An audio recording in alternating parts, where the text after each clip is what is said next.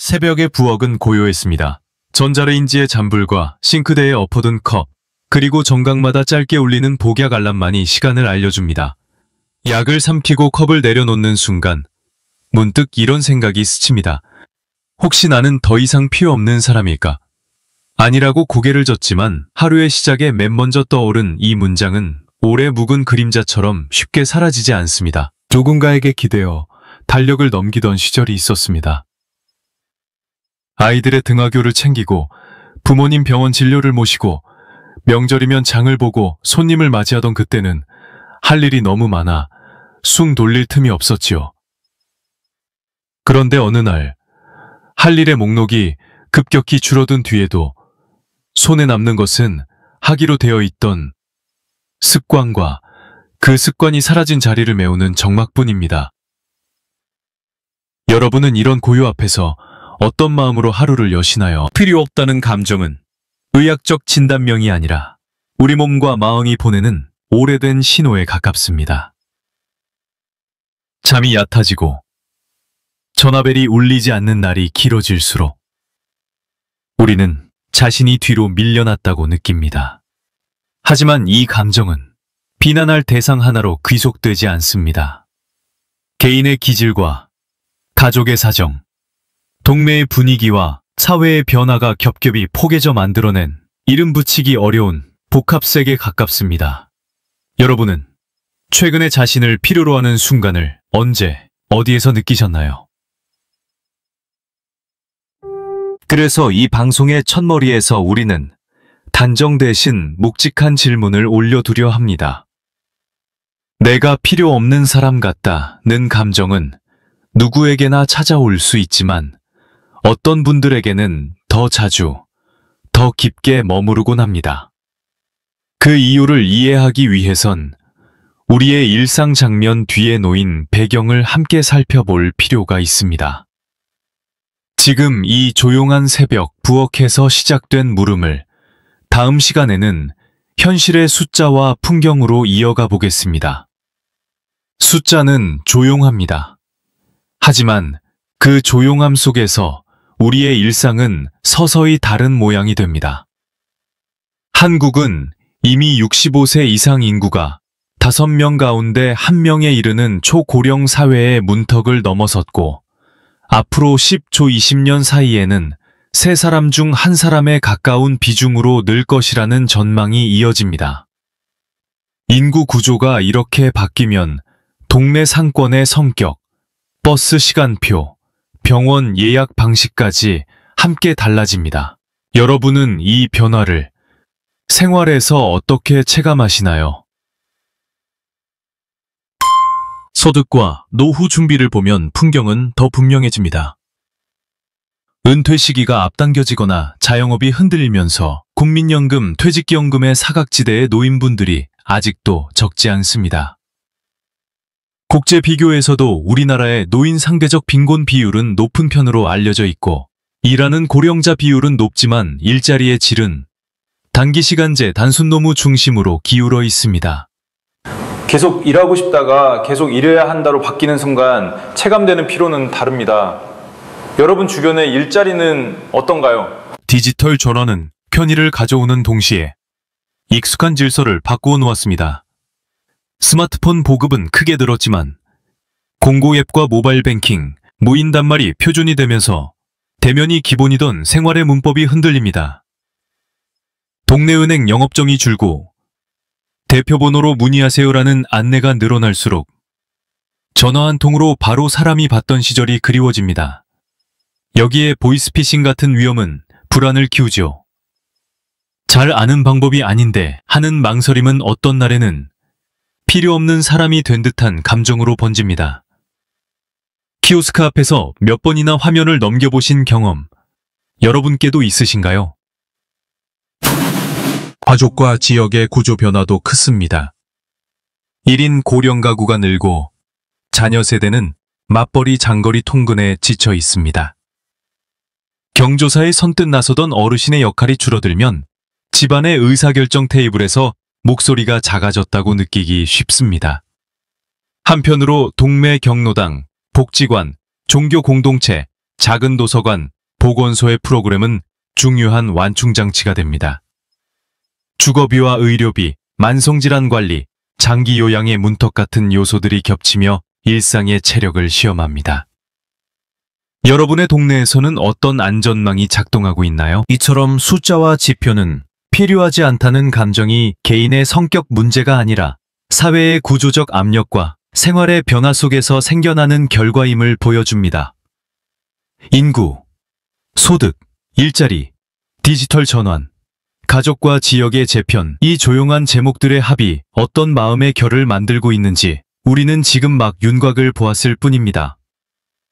그러나 숫자는 방향만 가리킬 뿐, 왜 그런 마음이 깊어지는지까지는 말해주지 않습니다.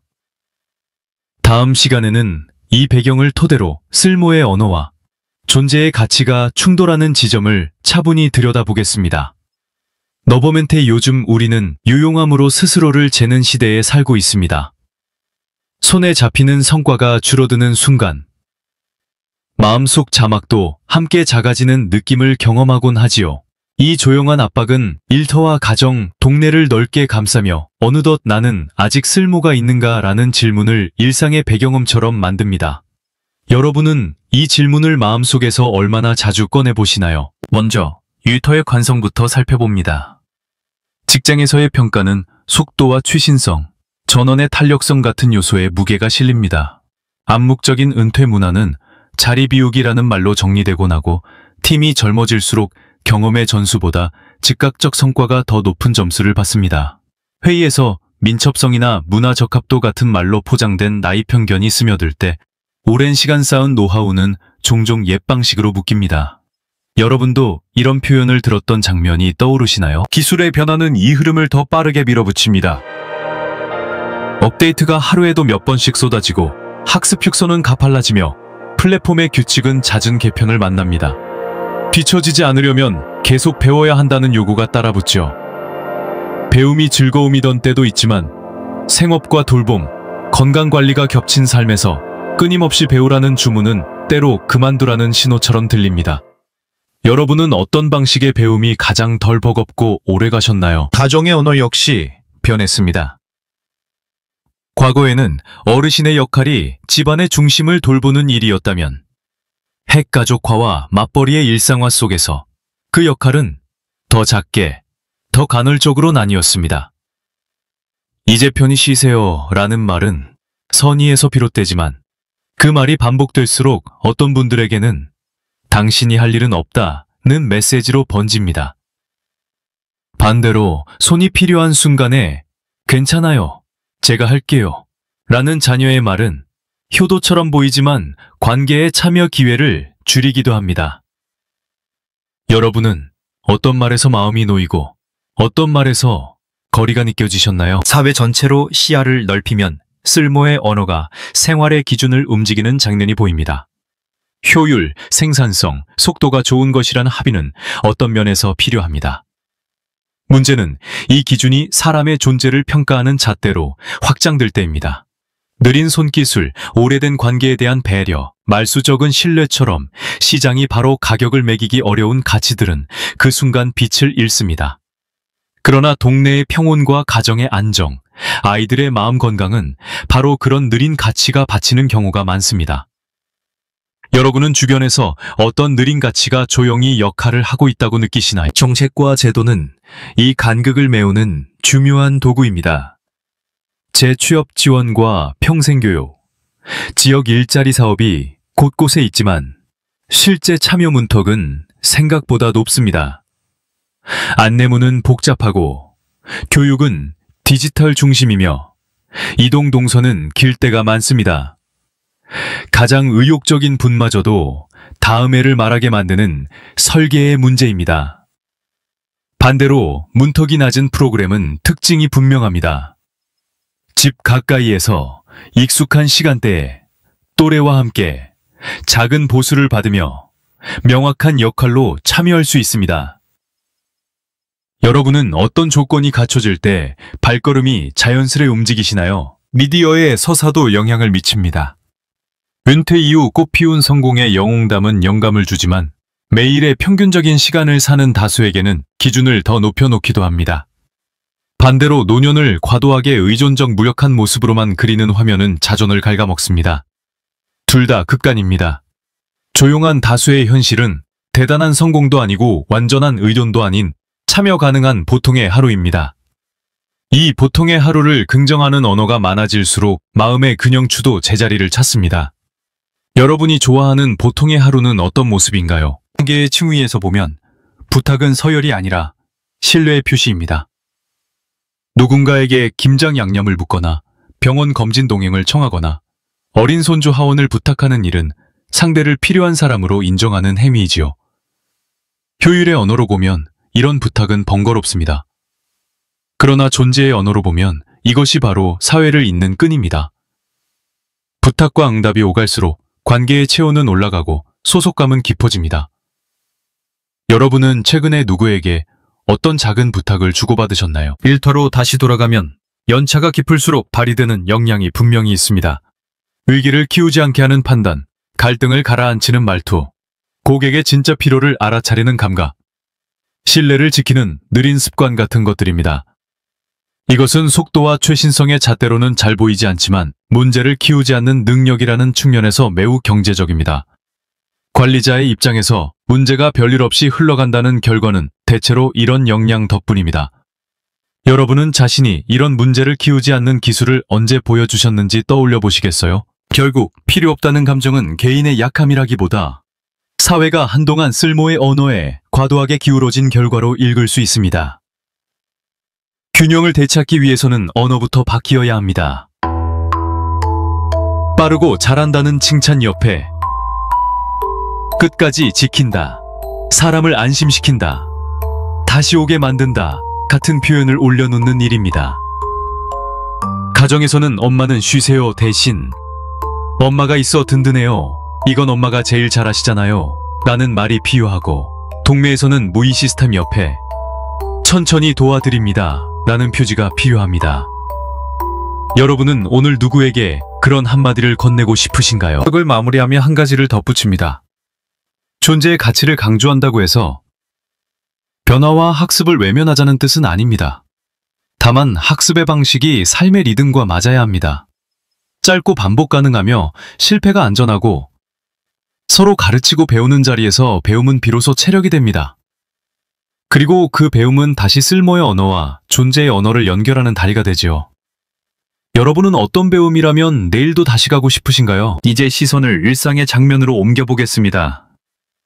키오스크 앞의 망설임, 병원 예약과 약물 복용, 가족 단톡방의 대화, 동네 모임의 초대장이 작은 순간들에 오늘의 논의가 어떻게 스며드는지 다음 시간에 차분히 따라가 보겠습니다. 아침 시장 골목에 찬 공기가 들어오는 순간 무인 단말기 화면에 비친 제 얼굴이 조금 낯설게 느껴집니다.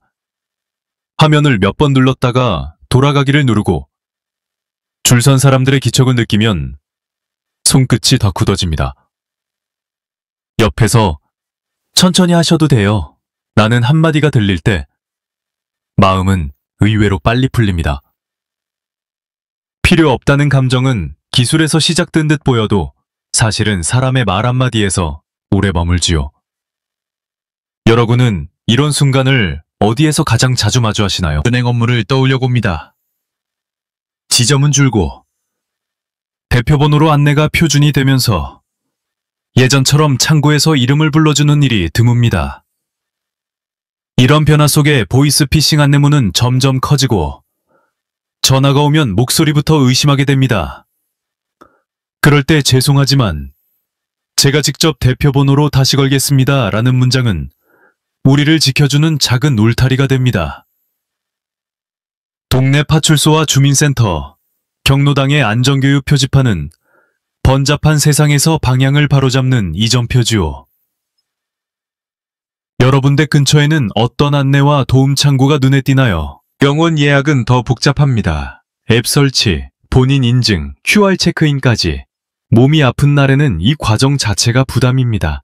그럴수록 접수 창구에 천천히 도와주세요라고 먼저 말을 거는 용기가 필요합니다. 의외로 많은 병의원이 도움 데스크를 두고 있고 동네 복지관, 도서관의 디지털 교육도 짧은 시간에 핵심만 짚어줍니다.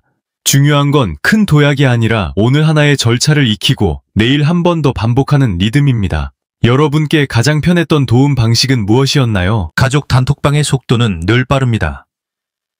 새 이모티콘이 오가고 일정이 스쳐 지나가면 말 한마디를 꺼내기도 전에 대화가 끝나 있죠. 여기에는 작은 장치가 도움이 됩니다. 매주 같은 요일 같은 시간에 10분 통화를 약속하거나 손주 사진 한 장을 오늘의 이야기로 올리는 규칙을 만드는 것입니다. 일정 공유 캘린더에 진료나 모임 날짜를 함께 적어두면 필요하시면 제가 모실게요 라는 말이 먼저 따라옵니다. 여러분 댁에서는 어떤 방식이 가장 자연스럽게 이어지나요? 동네에서 맡을 수 있는 작은 역할은 생각보다 많습니다. 초등학교 급식 도우미, 도서관 책 보수, 아파트 화단 물 주기, 공원 산책로 안내, 주말 성당 교회 환영 봉사처럼 돈이 크지 않아도 명확한 역할은 마음을 단단하게 합니다. 제가 없으면 일이 달라진다는 감각은 체력을 키우는 운동과도 같습니다. 이름을 불러주고 다음 주에도 다시 부탁받는 경험이 쌓일수록 우리는 스스로의 자리를 다시 확인합니다. 여러분이 좋아하실 만한 작은 역할은 무엇일까요? 일상 안전을 위한 습관도 필요함을 회복합니다. 약통을 아침 저녁 칸으로 나누고 달력에 복용 체크를 표시하며 가까운 이웃과 하루 한 번 안부 문자를 주고받는 일, 교회 사찰 산책 모임의 주 2회만 나가도 수면과 기분이 달라지고 미리 즐겨 찾기 해둔 병원 약국 가족 번호는 위급할 때 당황을 줄입니다. 이 모든 과정에서 핵심은 혼자보다 함께입니다. 여러분은 누구와 어떤 약속을 나누고 계신가요? 작은 일거리와 소득은 더 직접적으로 마음을 붙들어줍니다. 전통시장 포장 도우미, 동네 행사 운영 보조, 학교 앞 등굣길 안전 지킴이 같은 일은 시간대가 분명하고 보수가 작아도 보람이 큽니다. 중요한 건 조건을 스스로 고르는 것입니다. 이동이 무리 없는 거리, 쉬는 날이 보장된 주간표, 오늘 해야 할 역할이 분명한 업무. 이러한 기준이 지켜질 때 일은 피로가 아니라 힘이 됩니다. 여러분이 선택 기준으로 삼고 싶은 세 가지는 무엇인가요? 이처럼 일상의 장면에서 우리는 쓸모의 언어와 존재의 언어를 다시 연결할 수 있습니다. 기술 앞에서는 천천히, 관계 앞에서는 선명하게, 역할 앞에서는 스스로 기준을 세우는 일. 그렇게 하루를 설계하면 나는 더 이상 필요 없다는 문장은 조금씩 자리를 잃습니다. 다음 시간에는 이 흐름을 바탕으로 개인과 가족, 동네가 함께 실천할 수 있는 작고 현실적인 약속들을 차분히 모아보겠습니다. 오늘의 이야기를 마무리하며 새벽 부엌의 잠부를 다시 떠올립니다. 아무 일도 없는 것 같은 시간에도 물은 조용히 끓고 있고 작은 김이 솟아오릅니다. 우리 삶의 온기도 그와 닮았습니다. 눈에 잘 보이지 않을 뿐 서로의 곁에서 조금씩 데워집니다. 몇 가지 작게 시작할 약속을 모아봅니다. 개인에게는 부탁하고 부탁받는 하루의 회복이 중요합니다. 메시지 한 줄로 장보기 동행을 청하고 병원 예약을 끝낸 뒤 접수 창구에 도와주셔서 감사합니다 라고 또박또박 말하는 일. 무인 단말 앞에서 천천히 해보겠습니다 라며 시간을 확보하는 태도는 마음의 균형을 되찾게 합니다. 가족에게는 자리를 다시 마련하는 언어가 도움이 됩니다. 오늘은 어머니가 결정해 주세요. 아버지가 제일 잘 아시는 일이지요 같은 말이 식탁을 바르게 세웁니다. 여러분은 오늘 어떤 한 가지를 선택하시겠습니까? 동네는 작은 표지판과 낮은 문턱에서 달라집니다. 은행 창구 옆에 천천히 도와드립니다. 경로당 연관에 디지털 동행 시간, 매주 수금 2시. 복지관 게시판에 작은 일거리 모음이 붙어 있으면 참여의 길이 또렷해집니다. 학교 앞 안전지킴이, 도서관 책 보수, 아파트 화단 물주기 같은 역할은 내가 없으면 달라지는 감각을 선물합니다. 행정과 기관에는 쉬운 말 안내문, 대표 번호와 함께 지역 직통번호 유지, 대면 창구의 지속 같은 약속이 필요합니다. 여러분 댁과 동네에서는 무엇을 먼저 바꾸면 좋을까요? 정책과 제도는 더 멀리서 받쳐줍니다. 가까운 곳의 짧은 교육, 또래와 함께하는 실습형 배움, 이동 부담을 줄인 일정, 실패해도 다시 시도할 수 있는 설계가 이어질 때 참여는 습관이 됩니다. 그리고 그 습관은 쓸모의 언어와 존재의 언어를 자연스럽게 잇습니다. 우리는 이미 알고 있습니다.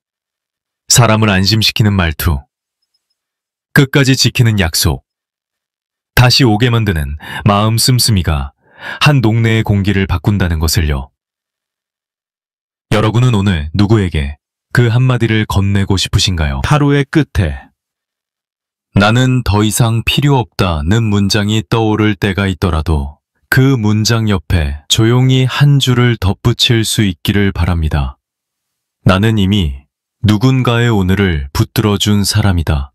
그 사실을 기억하는 것만으로도 내일의 문이 조금 더 밝게 열릴 것입니다. 오늘 방송이 도움이 되셨다면 가까운 분과 조용히 나눠주세요. 여러분의 경험과 생각을 댓글로 들려주시면 다음 방송에 반영하겠습니다. 알림 설정이 어려우시면 가족과 함께 천천히 설정해 보셔도 좋겠습니다.